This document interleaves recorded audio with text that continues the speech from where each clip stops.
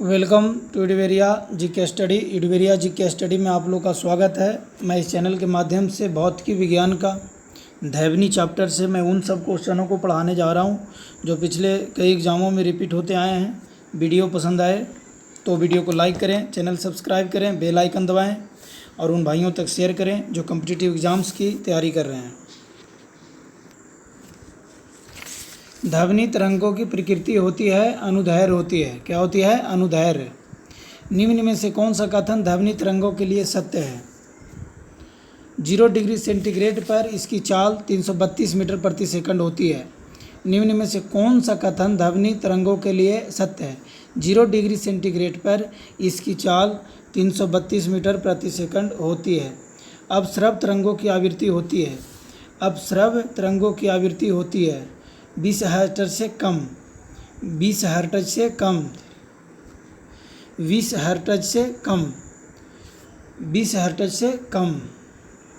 प्रसव तरंगे की वे ध्वनि तरंगे हैं जिनकी आवृत्ति प्रसव तरंगे वे ध्वनि तरंगे हैं जिनकी आवृत्ति 20 किलो हर्ट्ज से अधिक है, 20 किलो हर्ट्ज से अधिक है। प्रसव तरंगे मनुष्य द्वारा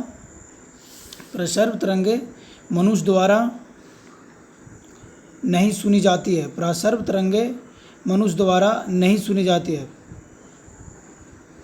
प्रसव तरंगे मनुष्य द्वारा नहीं सुनी जाती है, नहीं सुनी जा सकती है।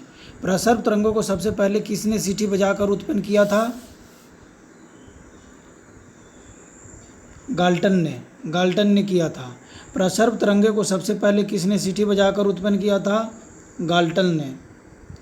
शिकार परभक्षियों या बधाओं का पता लगाने के लिए चमगादड़ अथवा डॉल्फिन किस परिघटना का प्रयोग करते हैं? किस परिघटना का प्रयोग करते हैं? प्रतिध्वनि का निरूपण, प्रतिध्वनि का निधारण, प्रतिध्वनि का निधारण। क्या करते हैं? प्रतिध्वनि का निधारण। शिकार परभक्षियों या बधाओं का पता लगाने के लिए चमगादड़ अथवा डॉल्फिन किस परिघटना का प्रयोग करते हैं? प्रतिध्वनि का निरूपण, प्रतिध्वनि का निरूपण। कीड़ों तथा हानि पहुंचाने वाले तत्वों को घर से दूर भगाने के लिए प्रयोग में लाया जाता है।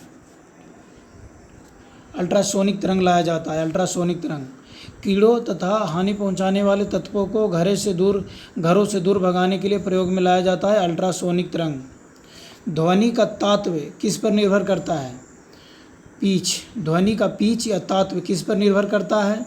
आवृत्ति पर, तीव्रता पर, वेग पर, आयाम पर। किस पर निर्भर करता है? आवृत्ति पर। ध्वनि का तात्व पिच किस पर निर्भर करता है? आवृत्ति पर, आवृत्ति पर। विमान के आंतरिक भागों की सफाई में किसका उपयोग किया जाता है? प्रसर्व तरंग का।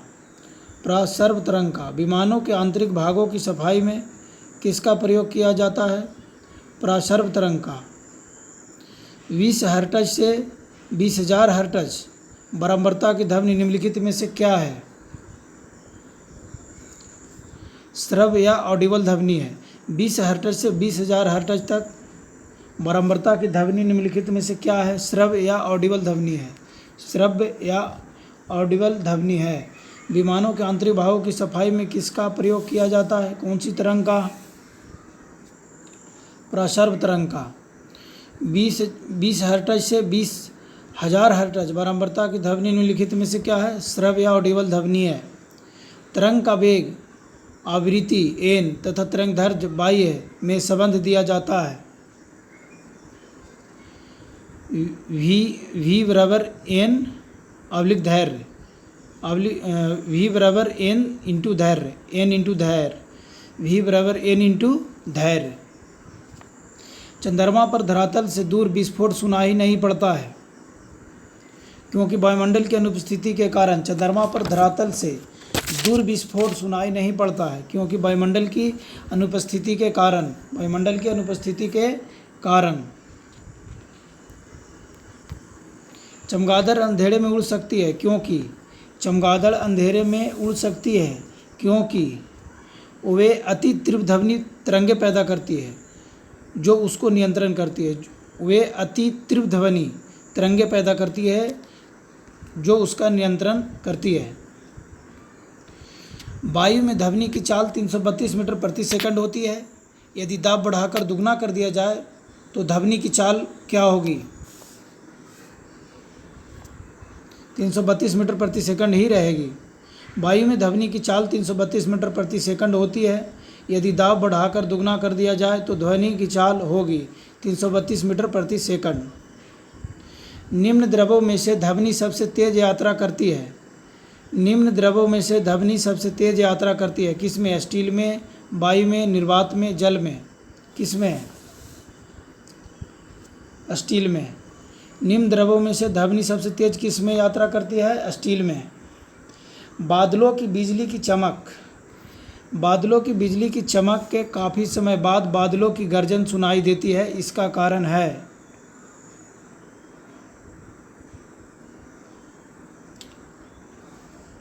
इसका कारण है, इस क्वेश्चन को मैं बाद में बताऊंगा क्योंकि ऑप्शन जो है जो कट गए हैं।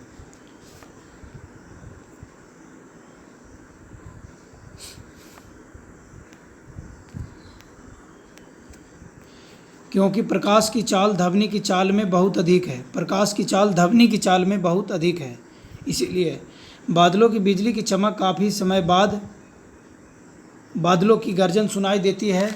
इसका कारण है प्रकाश की चाल ध्वनि की चाल में बहुत अधिक है। प्रकाश की चाल ध्वनि की चाल में बहुत अधिक है, बहुत अधिक है। वायु में ध्वनि का वेग है लगभग, वायु में ध्वनि का वेग है लगभग 330 मीटर प्रति सेकंड। 330 मीटर प्रति सेकंड। किस माध्यम में ध्वनि सबसे तेज चलती है? ठोस। किस माध्यम में ध्वनि सबसे तेज चलती है? ठोस माध्यम में। किस माध्यम में ध्वनि सबसे तेज चलती है? ठोस माध्यम में। ध्वनि का वेग भिन्न भिन्न माध्यमों में भिन्न भिन्न होता है और ठोस में सबसे अधिक होता है। ध्वनि का वेग भिन्न भिन्न माध्यमों में भिन्न भिन्न होता है और ठोस में सबसे अधिक होता है। ध्वनि का वेग भिन्न भिन्न माध्यमों में भिन्न भिन्न होता है और ठोस में सबसे अधिक होता है। लगभग 20 सेंटीग्रेड के तापक्रम पर किस माध्यम में ध्वनि की गति अधिकतम रहेगी? लोहा पर। लोहा पर। लगभग 20 डिग्री सेंटीग्रेड के तापक्रम पर किस माध्यम में ध्वनि की गति अधिक रहेगी? लोहा के माध्यम में।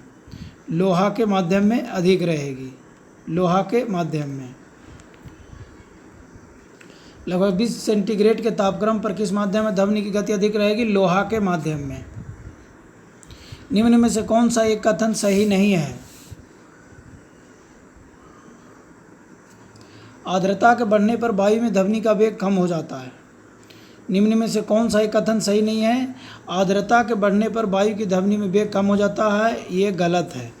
बाकी सही है। तापमान के बढ़ने पर वायु में ध्वनि का वेग बढ़ता है, जी हाँ बढ़ता है। वायु में ध्वनि का वेग दाब पर निर्भर करता है, जी हाँ। आयाम तथा आवृत्ति के परिवर्तन से वायु में ध्वनि का वेग प्रभावित नहीं होता है, नहीं होता है। वायु में ध्वनि का वेग तापमान के घटने से घटता है। वायु में ध्वनि का वेग तापमान के घटने से घटता है। वायु में ध्वनि का वेग तापमान के घटने से घटता है। रेलगाड़ी के इंजन से निकली भाप पहले दिखाई पड़ती है और सीटी बाद में सुनाई पड़ती है, क्यों? ए तथा आर दोनों सही है, आर ए की सही व्याख्या करता है। इसका आंसर है ए आर दोनों सही है और आर ए की सही व्याख्या करता है। रेलगाड़ी के इंजन से निकली भाप पहले दिखाई पड़ती है और सीटी बाद में सुनाई पड़ती है, सही है। प्रकाश तरंगों की चाल की तुलना में ध्वनि तरंगों की चाल बहुत कम होती है। प्रकाश तरंगों की चाल की तुलना में ध्वनि तरंगों की चाल बहुत कम होती है, सही है। प्राध्वनिक विमान उड़ते हैं। प्राध्वनिक विमान उड़ते हैं ध्वनि की चाल से अधिक चाल से, ध्वनि की चाल से अधिक चाल से उड़ते हैं। प्राध्वनिक विमान उड़ते हैं ध्वनि की चाल से अधिक चाल से उड़ते हैं। वस्तु के वेग तथा उसी माध्यम में एवं उन्हीं परिस्थितियों में ध्वनि के वेग के अनुपात को कहते हैं मैक संख्या कहते हैं। वस्तु के वेग तथा उसी माध्यम में एवं उन्हीं परिस्थितियों में ध्वनि के वेग के अनुपात को कहते हैं मैक संख्या। मैक अंकों का प्रयोग वेग के संबंध में किया जाता है। वायुयान के मैक अंकों का प्रयोग वेग के संबंध में किया जाता है वायुयान के। ध्वनि या ध्वनि प्रदूषण मापा जाता है डेसिबल में। ध्वनि या ध्वनि प्रदूषण किस में मापा जाता है? डेसिबल में। साधारण बातचीत की ध्वनि की तीव्रता होती है 30 से 40 डेसिबल। 30 से 40 डेसिबल होता है। साधारण बातचीत की ध्वनि की तीव्रता होती है 30 से 40 डेसिबल।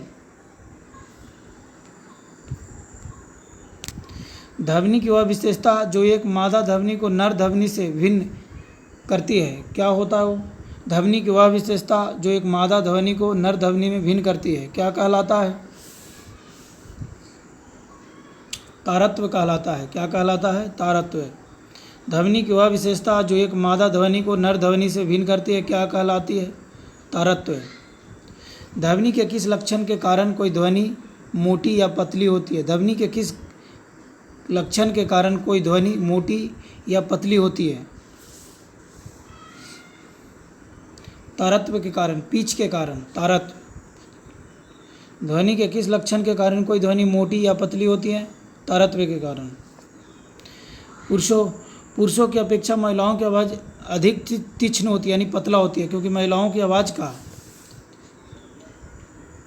तारत्व अधिक होता है। क्योंकि महिलाओं की आवाज़ का तारत्व अधिक होता है।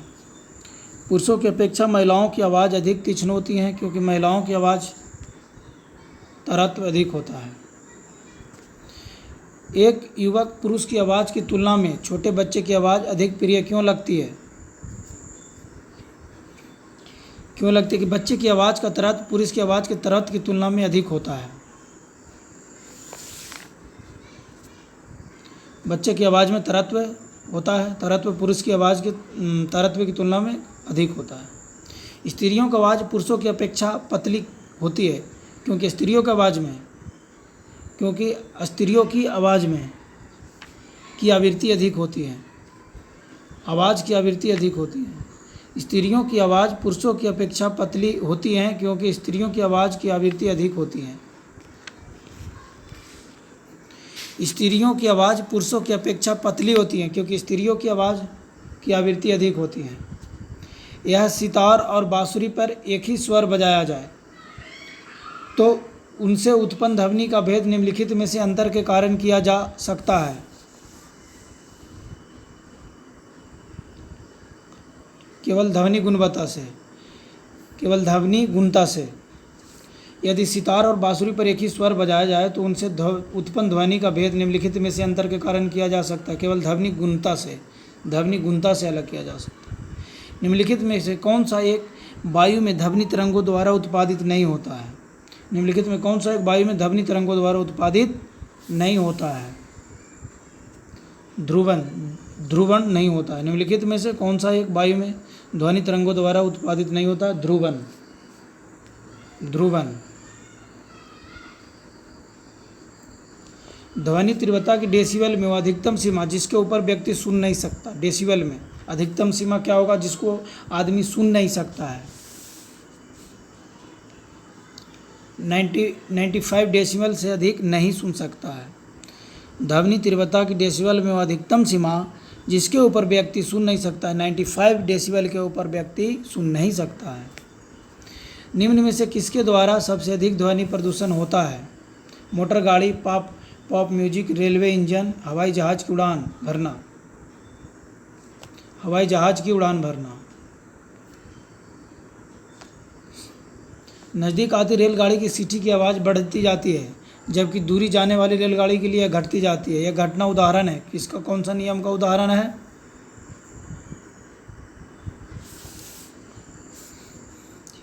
डॉपलर प्रभाव का। नज़दीक आती रेलगाड़ी की सीटी की आवाज़ बढ़ती जाती है, जबकि दूर जाने वाली रेलगाड़ी के लिए यह घटती जाती है। यह घटना उदाहरण है डॉपलर प्रभाव का। एक अंतरिक्ष यात्री अपने सहपाठी को चंद्रमा की सतह पर नहीं सुन सकता क्योंकि ध्वनि प्रचारित करने का माध्यम नहीं होता है। ध्वनि प्रचारित करने का माध्यम नहीं होता है। एक अंतरिक्ष यात्री अपने सहपाठी को चंद्रमा की सतह पर नहीं सुन सकता क्योंकि ध्वनि प्रचारित करने का माध्यम नहीं होता। कौन सी प्रक्रिया प्रकाश ध्वनि दोनों में घटित नहीं होती है? ध्रुवण। कौन सी प्रक्रिया प्रकाश और ध्वनि दोनों में घटित नहीं होती है? ध्रुवण, ध्रुवन। चिल्लाते समय व्यक्ति हमेशा हथेली को मुंह के समीप रखते हैं क्योंकि उसकी स्थिति में ध्वनि ऊर्जा सिर्फ एक दिशा में इंगित होगी। उस स्थिति में ध्वनि ऊर्जा सिर्फ एक दिशा में इंगित होगी। डेसिबल का प्रयोग निम्नलिखित में से किसके मापन के लिए किया जाता है? ध्वनि की तीव्रता मापने के लिए किया जाता है डेसिबल का प्रयोग।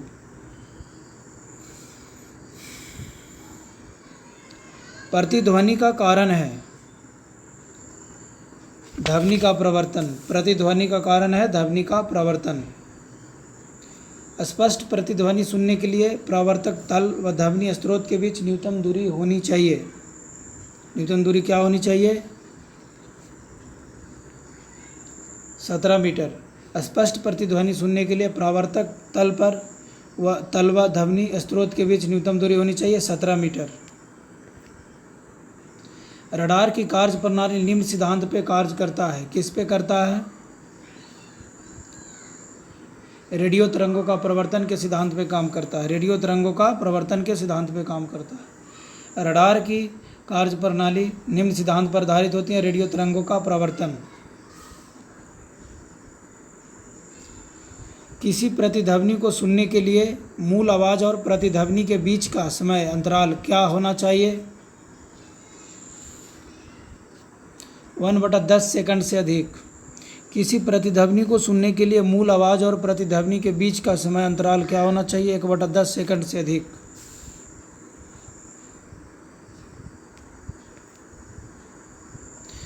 ध्वनि तरंगे किसके कारण प्रतिध्वनि उत्पन्न करते हैं? परावर्तन के कारण। ध्वनि तरंगे किसके कारण प्रतिध्वनि उत्पन्न करते हैं? परावर्तन के कारण। एक व्यक्ति को अपनी प्रतिध्वनि सुनने के लिए परावर्तक तल से कितनी दूरी खड़ा रहना चाहिए? 56 फीट दूर रखना चाहिए। 56 फीट दूर। एक व्यक्ति को अपनी प्रतिध्वनि सुनने के लिए परावर्तक तल से कितनी दूरी खड़ा रहना चाहिए? 56 फीट। स्टेथोस्कोप ध्वनि के किस सिद्धांत पर कार्य करता है? परावर्तन। स्टेथोस्कोप ध्वनि के किस सिद्धांत पर कार्य करता है? परावर्तन। प्रतिध्वनि तरंगों के कारण उत्पन्न होती है अवशोषण। परावर्तन। प्रतिध्वनि तरंगों के कारण उत्पत्ति परावर्तन के कारण उत्पन्न होती है। प्रतिध्वनि परावर्तन तरंगों के कारण उत्पन्न होती है। प्रतिध्वनि तरंगों के परावर्तन के कारण उत्पन्न होती हैं। सोनार अधिकांशतः प्रयोग में लाया जाता है नौचालकों द्वारा। सोनार अधिकांशतः प्रयोग में लाया जाता है नौचालकों द्वारा लाया जाता है। प्रतिध्वनि तरंगों के परावर्तन के कारण उत्पन्न होती हैं। किसके कारण? परावर्तन के कारण। अनुरणन काल तथा हाल के आयतन के बीच संबंध का प्रतिपादन किया है।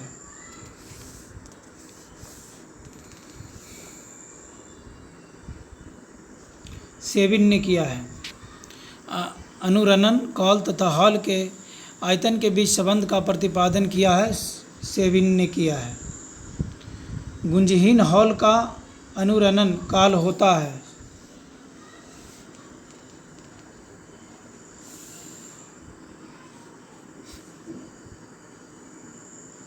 0 सेकंड। गुंजहीन हॉल का अनुरणन काल होता है 0 सेकंड। गुंजहीन हॉल का अनुरणन काल होता है 0 सेकंड।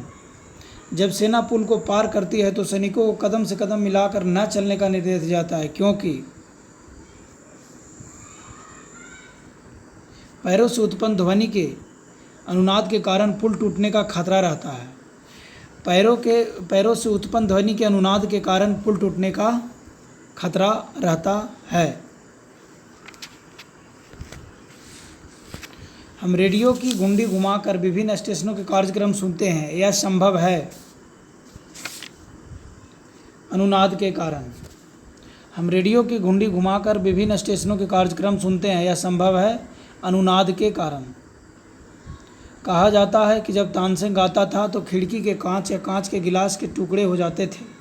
यदि ऐसा संभव भी हो तो यह ध्वनि के किस गुण के कारण होता है?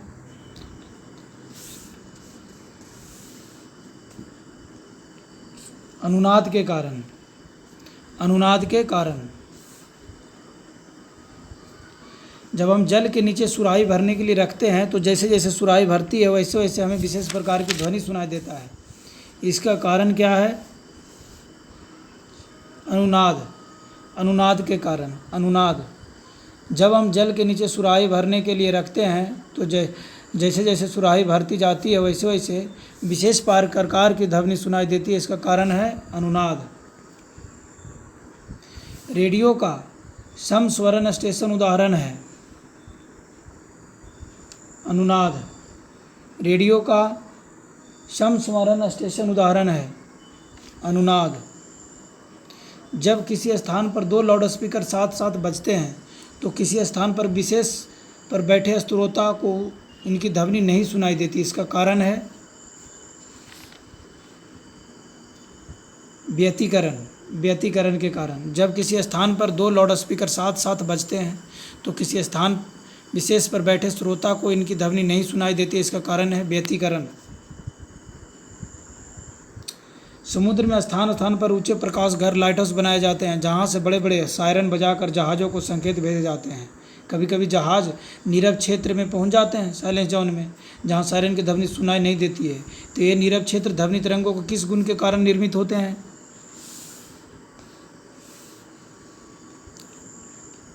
व्यतिकरण के कारण। व्यतिकरण के कारण।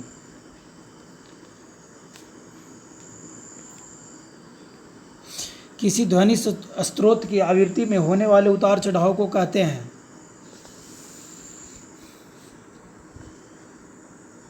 डॉपलर प्रभाव। डॉपलर प्रभाव कहते हैं डॉपलर प्रभाव।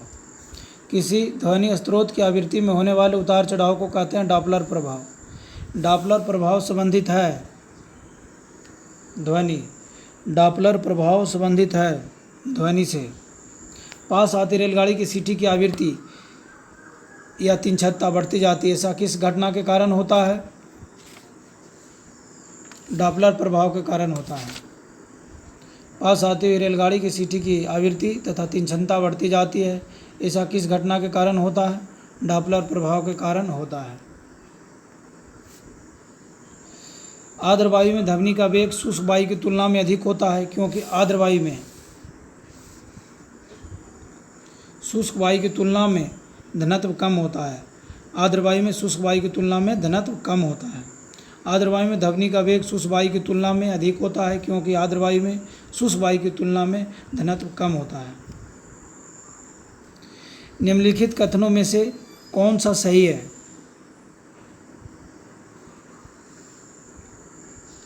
ठोसों में अधिकतम और गैसों में न्यूनतम होता है। निम्नलिखित कथनों में से कौन सा सही है? ध्वनि का वेग ठोसों में अधिक होता है और गैसों में कम होता है। ठोसों में अधिक होता है और गैसों में न्यूनतम होता है ध्वनि का वेग। क्या होता है? ध्वनि का वेग। निम्नलिखित कथनों में से कौन सा सही नहीं है? 20 हर्ट्ज से कम आवृत्ति की ध्वनि को प्रसर्व तरंगें कहती हैं, ये गलत है। गैसों में ध्वनि तरंगों की प्रकृति अनुदैर्घ्य होती है, सही है, अनुदैर्घ्य होती है। उच्चतर आयामों वाली ध्वनि तरंगें अपेक्षाकृत प्रबल होती हैं, जी हाँ, प्रबल होती है। उच्च श्रव्य आवृत्तियां वाली ध्वनि तरंगें तीक्ष्ण होती हैं। निम्नलिखित में से किसी एक प्रकार की तरंग का प्रयोग रात्रि दृष्टि उपकरण में किया जाता है? अवरक्त तरंग का। निम्नलिखित में से किस एक प्रकार की तरंग का प्रयोग रात्रि दृष्टि उपकरण में किया जाता है? अवरक्त तरंग। निम्नलिखित में से किस एक में ध्वनि चाल सबसे अधिक होती है? लकड़ी में है। निम्नलिखित में से किस एक में ध्वनि चाल सबसे अधिक होती है? लकड़ी में ध्वनि चाल सबसे अधिक होती है। 100 डिग्री वायु में नहीं, 0 डिग्री वायु में नहीं, जल में नहीं, लकड़ी में सबसे अधिक ध्वनि चाल होती है। एक जेट वायुयान 2 मैक के वेग से हवा में उड़ रहा है। जब ध्वनि का वेग 332 मीटर प्रति सेकंड है तो वायुयान की चाल कितनी होगा? 664 मीटर प्रति सेकंड, यानी दुगना होगा। एक जेट वायुयान 2 मैक के वेग से हवा में उड़ रहा है। जब ध्वनि का वेग 332 मीटर प्रति सेकंड है तो वायुयान की चाल कितनी है? इसके दुगना हो जाएगा, चाल के दुगना, यानी 664 मीटर प्रति सेकंड की उड़ रहा है। लगभग 20 सेंटीग्रेड के तापक्रम पर किस माध्यम में ध्वनि की गति अधिकतम होती है? लोहा में। लगभग 20 डिग्री सेंटीग्रेड के तापक्रम पर किस माध्यम में ध्वनि की गति अधिकतम होती है? लोहा में। एक जैव पद्धति जिसमें प्रासर्व ध्वनि का उपयोग किया जाता है? सोनोग्राफी। एक जैव पद्धति जिसमें प्रासर्व ध्वनि का उपयोग किया जाता है? सोनोग्राफी। जैव पद्धति जिसमें प्रासर्व ध्वनि का प्रयोग किया जाता है? सोनोग्राफी में।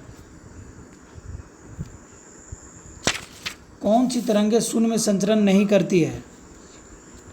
ध्वनि तरंगें। प्रकाश नहीं, ऊष्मा नहीं, इलेक्ट्रॉनिक मैग्नेटिक नहीं। कौन सी तरंगें शून्य में संचरण नहीं कर सकती है? ध्वनि।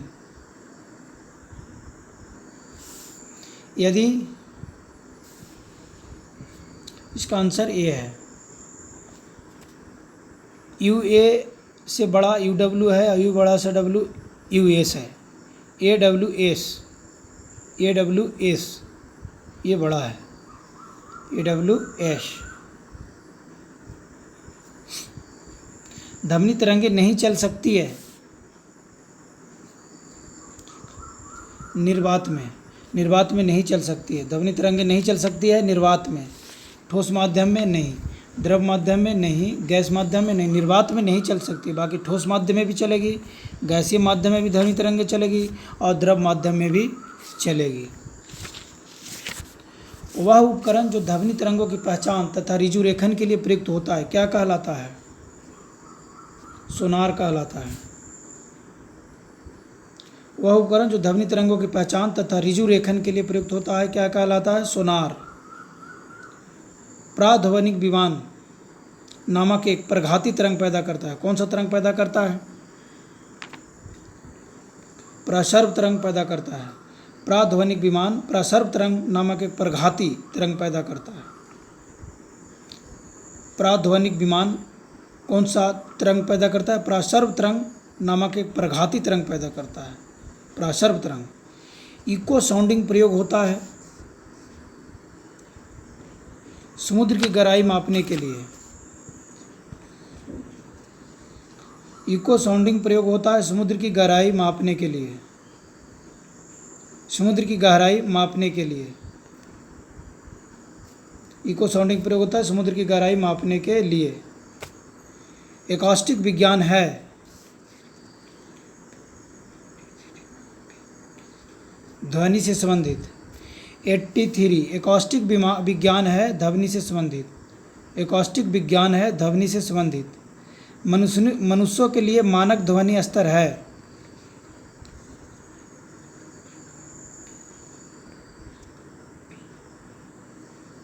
साठ dB। मनुष्यों के लिए मानक ध्वनि स्तर है 60 डेसिबल।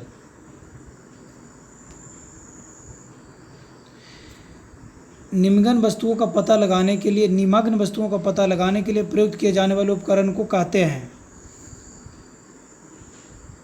सोनार। निमग्न वस्तुओं का पता लगाने के लिए प्रयुक्त किए जाने वाले उपकरण को कहते हैं सोनार। मेघ गर्जना सुनने पर व्यक्ति अपना मुंह खोलता है जिससे कि दोनों कानों के कर्णपटल पर वायु के दाब का बराबर करने के लिए। दोनों कानों के कर्णपटल पर वायु के दाब को बराबर करने के लिए मेघ गर्जना सुनने पर व्यक्ति अपना मुंह खोलता है जिससे कि दोनों कानों के कर्णपटल पर वायु के दाब को बराबर करने के लिए। वायु के तापमान में परिवर्तन से ध्वनि का निम्नलिखित में से कौन सा गुण प्रभावित होता है? आवृत्ति। वायु के तापमान में परिवर्तन से ध्वनि का निम्नलिखित में से कौन सा गुण प्रभावित होता है?